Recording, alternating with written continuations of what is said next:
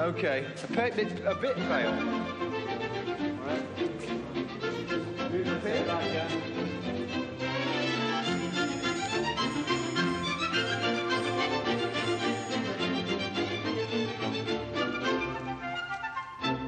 Hello, and that was the Royal Marine Commandos riding their death slide at Tower Bridge. I went down too, and you can see how I got on a bit later in the programme. I'm looking forward to that, Simon.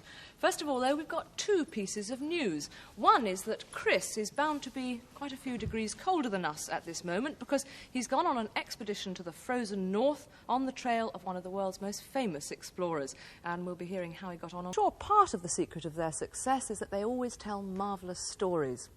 Talking about that, if you like a good story, you'll probably know that some of the best are in the Bible. Stories like Daniel in the lion's den and Joseph and his coat of many colours and the amazing story of Jonah and the whale. Well, starting this Monday, there's an exhibition opening of new paintings which are all about Jonah and his amazing adventures. We've got a selection of the paintings here in the studio today, and as well as being extremely colourful, I think they're also very imaginative. Have a look at this one, for instance. Now, this one shows Jonah as a sort of old sea dog, complete with his sou'wester and his telescope, and he's telling all the people of Nineveh about his adventures. Or this painting here, for instance. Now, the artist has been quite ambitious. She's tried to put the whole story of Jonah all in one painting. There's Jonah in the middle, sitting on a mountain, listening to God, who's telling him to go to Nineveh and tell the people to mend their wicked ways. Well, Jonah reckons that he might get into trouble if he does that. He might be attacked. So he runs away to sea, joins a sailing ship. They're sailing around to Tarsus, in fact, and there's a terrible storm. Now, the sailors on board the ship are very superstitious, and they reckon the reason they've hit a storm is because there's someone unlucky on board. And guess who they think that is? Jonah. So they throw him overboard, he falls in the sea, and he's swallowed by a whale. Now, these paintings here show Jonah in the sea. This one's quite a frightening one, really. Poor old Jonah struggling to keep his head above water in a really rough sea. Then there's a little one here, one of the smallest paintings in the exhibition, actually. Poor old Jonah's very small there. There's just his little arms showing above the waves, and he's being loomed over by an enormous black whale. But there's a painting down here I particularly like. This one's got the whale. Jonah, at this point, there's nothing left of him but his Wellington boots. And up here on the jetty, you see all these people. They're totally ignoring Jonah in his predicament. They're just heading towards the chapel. Well, the story goes that after Jonah was swallowed, he spent 3 days in the whale. And in this painting, you can see Jonah in the whale. Actually, considering where he is, he looks very comfortable. You might say he's having a whale of a time, really. And he's also having a good read. But down here, the artist obviously thinks that the whale was some sort of fantastic monster, rather like a flying machine, something out of Monty Python's Flying Circus. Well, the whale was heading for Nineveh, and after the 3 days, the whale decided to spit Jonah out. And up here, you can see Jonah getting out, and he's being given a helping hand by God, who in this painting is in a nightshirt. What's more, he's got a return ticket stuck in the brim of his bowler hat. Another painting here I like, I think is equally witty. There's Jonah being rescued from the whale by the Blackpool Inshore Rescue Team. Up on the pier, there's lots of onlookers, including the mayoress and the mayor with their medallions on, and in the background there's the familiar view of Blackpool Pier and the tower and everything else. I like that. But in total contrast, when it comes to rescue pictures, how about this one? This is the rescue done by angels in this case. The angels look as if they're tying the whale's tail with a sort of golden thread in order to let Jonah escape. I think that's a lovely, rather delicate one. And you know, that's all done with needlework. It's a sort of collage. And there's another beautiful collage showing Jonah preaching to the people of Nineveh. You see, in the end, they did repent. So, after all that, Jonah's shipwreck and his 3 days spent inside the whale, they weren't a waste of time.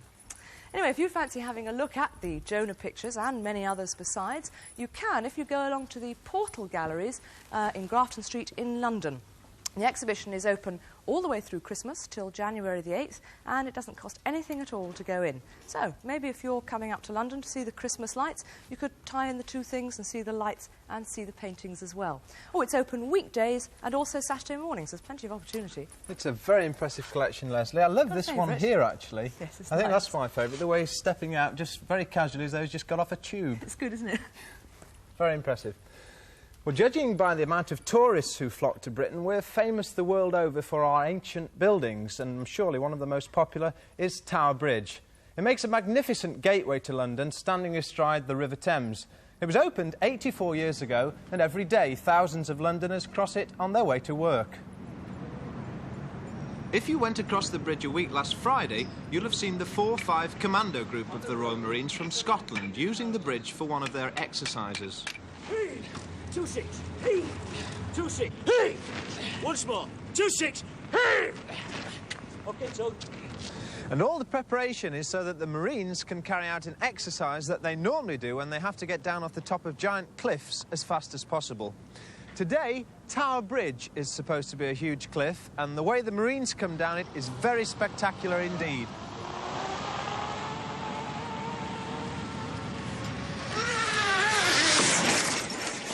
The Marines give these incredible demonstrations all over the country. The Tower Bridge drop is by far the biggest one they've ever done.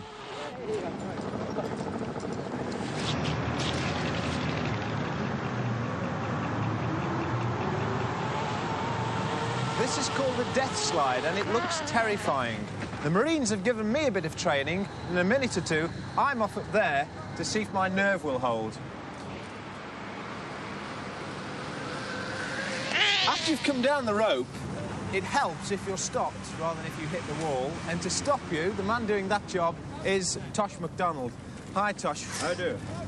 It all looks a bit hit and miss, but I'm very glad you're here. Can you tell me how on earth you stop them?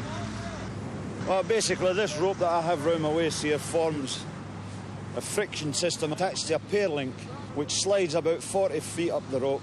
And by laying back on it, hopefully I'll outweigh you. Yeah.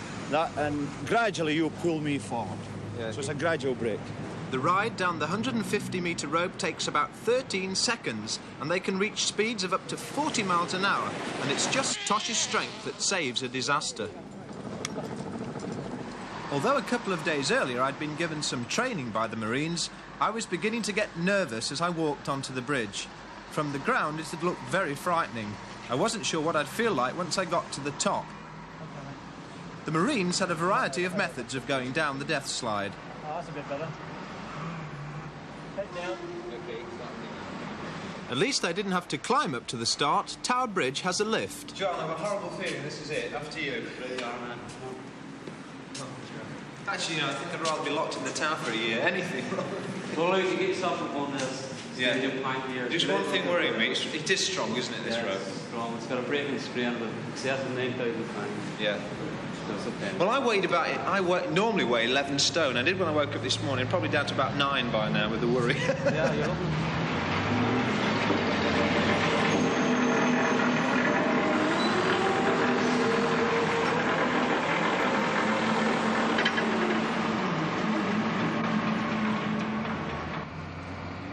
It's a very simple device, actually, isn't it? Yeah, I can see it's very safe, but yeah, simplicity itself. It's safe as houses.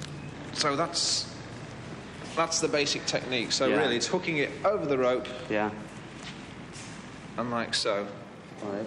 No, you have your hand down a bit further. Sergeant Jan Parker, in his full mess dress, travelled down the slide on a brolly.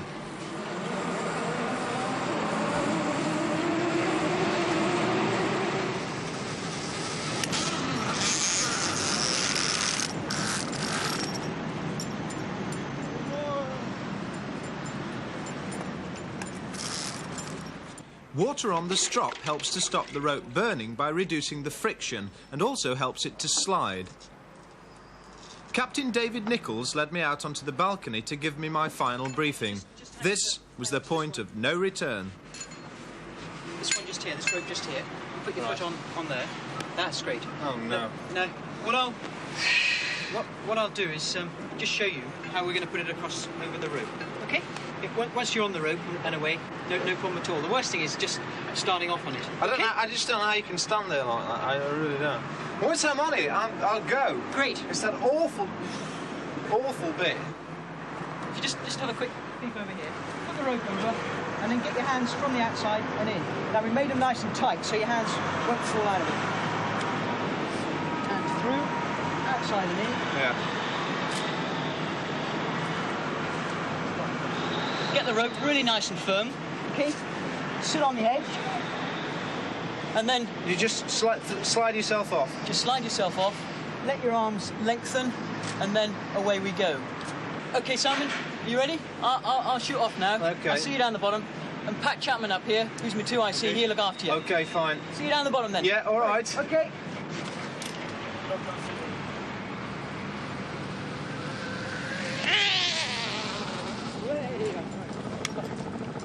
Okay, Simon, you're next.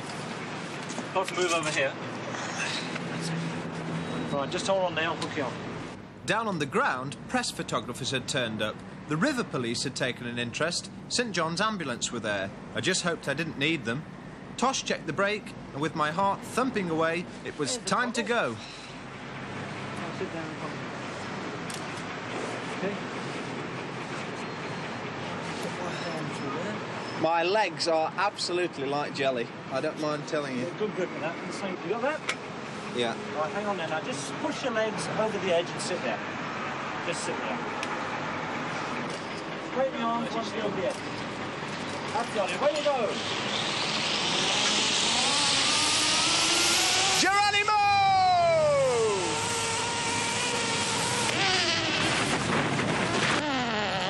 Lovely. Champion. How was that? Yeah, okay. Lovely. All right. Cheers. Yeah, fine. Thanks.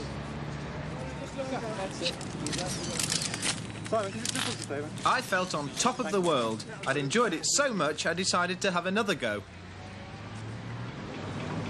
Okay. Yeah, okay. Okay, below!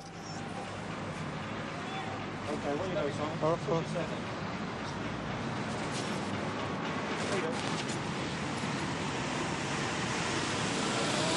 I hope Tosh hasn't gone for a cup of tea.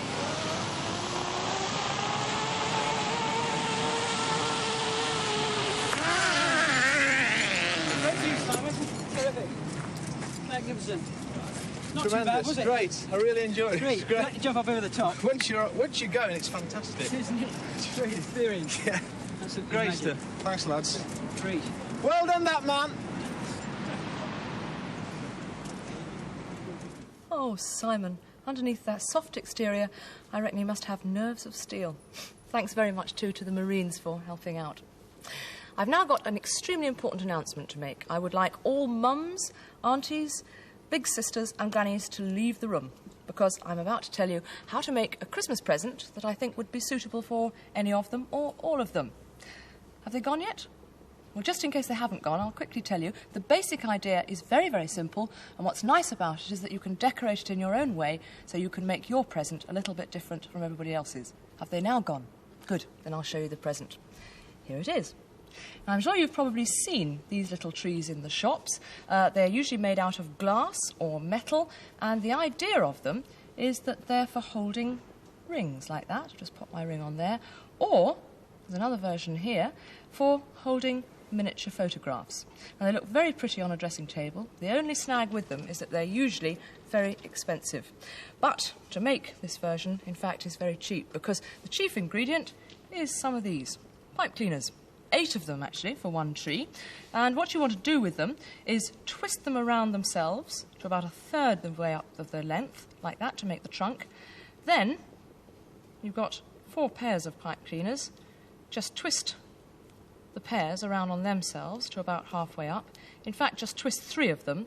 Leave the 4th pair as individuals like that, because then you'll get a more spiky and different shaped tree. I'm just bending them into shape. In fact, to help with that spikiness and just getting the irregularity of the branches, stop it looking quite so much like a spider with 8 legs, I'm just snipping those single ones so that they've got different lengths like that.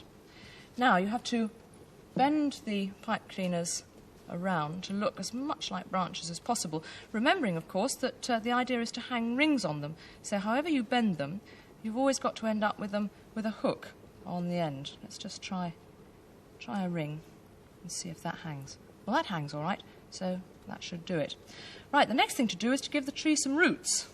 Not so that it'll grow, of course, but so that it's got something firm to stand on. So I'm just undoing a couple of centimetres at the bottom.